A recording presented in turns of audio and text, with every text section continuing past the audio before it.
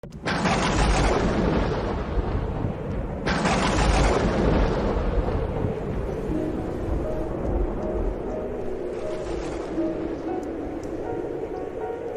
ce temps-là, la mère de Jacques et de Jean, fils de Zébédée, s'approcha de Jésus avec ses fils Jacques et Jean, et elle se prosterna pour lui faire une demande. Jésus lui dit, « Que veux-tu » Elle répondit, « Ordonne que mes deux fils que voici siègent l'un à ta droite et l'autre à ta gauche dans ton royaume. » Jésus répondit, « Vous ne savez pas ce que vous demandez. Pouvez-vous boire la coupe que je vais boire ?»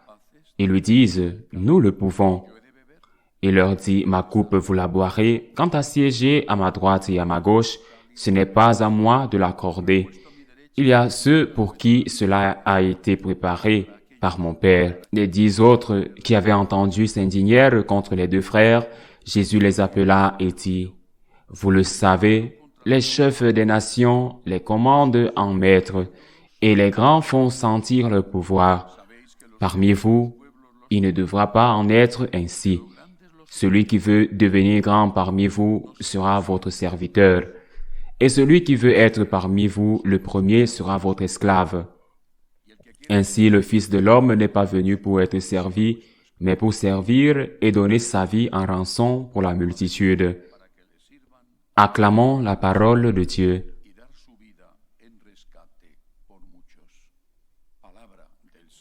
Il y a quelques années, pas très longtemps, le concept de résilience a commencé à être utilisé.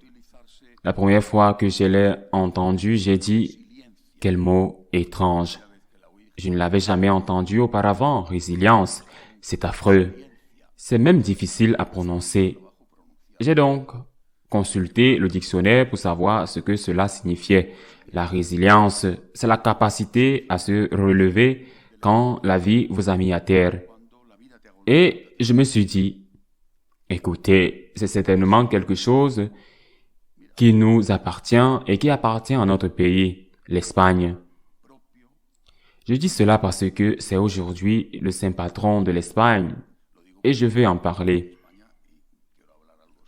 La résilience, selon la tradition, l'apôtre Saint Jacques se trouvait sur les rives de l'Èbre, sur le point d'embarquer, je suppose, sur un petit bateau pour atteindre l'embouchure et de là peut-être traverser un peu la terre jusqu'à Tarragone, puis naviguer à travers la Méditerranée et retourner en Israël. Pourquoi les Espagnols, les Romains hispaniques étaient-ils alors si têtus? Cela ressemble à ce dont nous parlons aujourd'hui, n'est-ce pas? Très têtus. Il n'avait rien accompli. La Vierge, notre mère bien-aimée, lui est apparue sur ce pilier dans la ville de Saragosse. Et c'est là que tout a commencé. De même que des siècles plus tard, bien des siècles plus tard, c'est la Vierge qui a ouvert la porte à l'évangélisation du Mexique et de l'Amérique. De même, c'est la Vierge qui a ouvert la porte à l'évangélisation de l'Espagne. Et la Vierge lui dit quelque chose. Je ne pense pas que le mot ait évidemment existé. Je ne sais même pas s'il a une quelconque traduction en latin. Elle lui a dit résilience, c'est-à-dire lève-toi. N'abandonne pas, continue à travailler, recommence, appuie-toi sur moi, appuie-toi sur moi. Je suis ta mère. Parle-leur de moi. Parle-leur de moi, parle-leur que je les aime, que non seulement Dieu le Père existe, mais que la mère de Dieu existe aussi, qu'elle est notre mère. Et la tradition dit que l'apôtre l'a écouté. Il est bien difficile de ne pas prêter attention à la Vierge. Il est bien difficile pour, vous le savez bien, vous les hommes mariés, de ne pas prêter attention aux femmes, aux épouses. Mon père l'a compris tout de suite après le mariage et il s'en est toujours très bien sorti. Tout ce que tu veux, chérie, était sa dernière phrase préférée. Et Saint Jacques a fait de même. La Sainte Vierge dit que je dois recommencer. Je recommence. Et ce fut le début de l'évangélisation de cette terre que Saint Jean-Paul II a appelée, à juste titre, la terre de Marie. Résilience, se relever, ne pas abandonner. Quand on regarde les 2000 ans d'histoire chrétienne de l'Espagne, parce qu'avant, bien avant l'arrivée des Romains, qui sont arrivés avant la naissance du Christ, l'Espagne existait déjà. Les Ibères, les Celtes. Que de choses se sont passées dans cette patrie. Ces premiers siècles ont été terrifiants. La chute de l'Empire a été énorme. Nous ne pouvons pas imaginer ce que cela a signifié dans tous les domaines. Les tribus barbares, les plus cruelles et les plus meurtrières sont passées par là. Les Vandales, par exemple, sont passés par ici. Ils étaient si cruels, si terribles qu'aujourd'hui encore, près de 2000 ans plus tard, lorsqu'il y a un acte terrible, on dit encore que c'est un acte de vandalisme. 2000 ans ont passé. Les gens ne savent pas pourquoi ils disent cela et nous continuons à le transmettre de génération en génération. Un acte de vandalisme. Ce que les Vandales ont fait ici, surtout là où ils se sont installés dans la terre la plus riche d'Andalousie et qu'ils ont appelé Andalousie, que de destruction. Ces gens se sont soulevés encore et encore, et lorsque les nouveaux Vandales sont arrivés, en l'occurrence ceux qui venaient du sud, ils ont conquis l'Hispanie romaine en très peu de temps, car les Wisigoths étaient toujours très occupés à s'entretuer. Les gens n'ont pas abandonné. Ils ont continué à se battre depuis les montagnes. Résilience. Recommence. Ne pas abandonner. Et nous pouvons parcourir toute l'histoire de l'Espagne de cette manière. J'admire et je suis ému par le travail des missionnaires espagnols en Amérique. Bien sûr, ils ont fait des erreurs, même beaucoup d'erreurs. Mais ces hommes et ces femmes qui ont évangélisé, c'est impressionnant. Comment est-il possible qu'ils aient évangélisé un continent entier, immense, avec le peu de moyens qu'ils avaient, même pour se déplacer? Quand on voyage dans des pays où la présence de l'Espagne est si forte comme le Mexique, quelques églises, quelle merveille, la résilience, ne pas abandonner devant la difficulté, recommencer et apprendre de ses erreurs.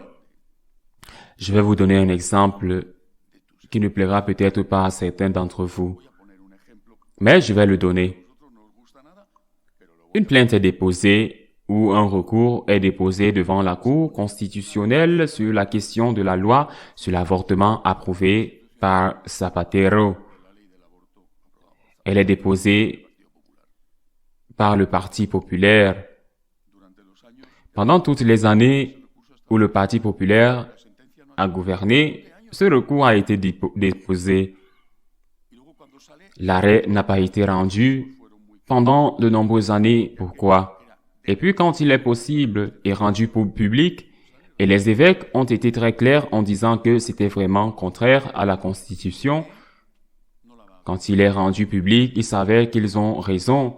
Et celui qui avait rendu l'arrêt dit qu'il ne va pas y toucher et qu'il pense que c'est une bonne et très bonne chose que la Cour constitutionnelle rejette la plainte qu'ils avaient eux-mêmes déposée.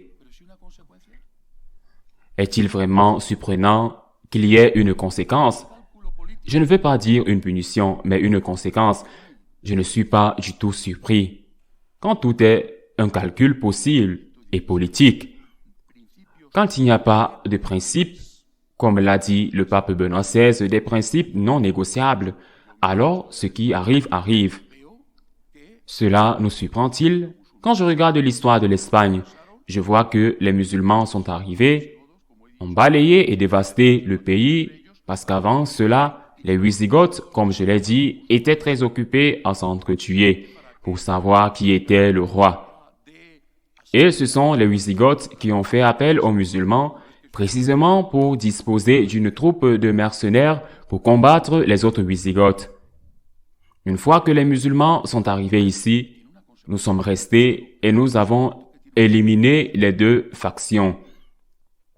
C'est un acte qui a une conséquence, une punition est un acte qui a une conséquence. Nous devons être conscients que nous sommes une minorité et qu'il est normal d'être une minorité. Le Seigneur dit que vous êtes le sel de la terre. Est-ce qu'une ménagère met une tonne de sel dans sa nourriture? Une pincée suffit. Il n'y a pas de mal à être en minorité. Le problème, c'est quand nous avons abandonné nos principes pour un calcul et que ce calcul se retourne toujours contre le calculateur. Nous devons également dire autre chose. Pourquoi nous, Espagnols, avons-nous été des combattants résistants, têtus, arrogants, envieux? Ce sont nos deux grands péchés collectifs. Je me souviens de mes parents, tous les deux. J'espère qu'ils sont déjà dans la gloire de Dieu. J'en suis sûr. Tous les deux ont dû souffrir. Et je suppose que vos parents ont souffert aussi d'une guerre civile épouvantable. Mon père l'a passé à Madrid et a vécu tout près des casernes de montagne où les communistes ont tué tous les soldats et toutes les troupes. Ma mère vivait dans son petit village de Tolède et c'est après la guerre qu'elle est venue à Madrid. Ils se sont rencontrés à Madrid, se sont mariés et ont fondé leur famille ici. D'où lui vient cette génération qui a trouvé un pays détruit et soumis au blocus international. Donc, nous nous nourrissions à peine grâce à l'aide venue d'Argentine.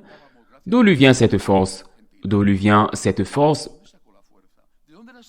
D'où leur venait cette force? D'où vient cette force à mes parents, à vos parents? De Dieu? De Dieu. Voilà notre secret. Où ces montagnards, de Covadonga, le Covadonga ou des Pyrénées ont-ils puisé la force de se battre, de récupérer leur liberté religieuse, leur terre de Dieu? Il n'y a rien de nouveau sous le soleil. Aujourd'hui, nous sommes comme nous sommes. J'avoue que j'ai très mal dormi cette nuit et je suppose que je n'ai pas été le seul à être surpris, inquiet. Mais ensuite, je me suis dit, eh bien, c'est toujours la même chose. Résilience, se relever, s'appuyer sur Dieu, recommencer, ne pas abandonner, espérer. Et ne commettez pas l'horreur de vendre votre âme au diable pour un plat de lentilles, parce que ça finit toujours par payer. Ainsi soit-il.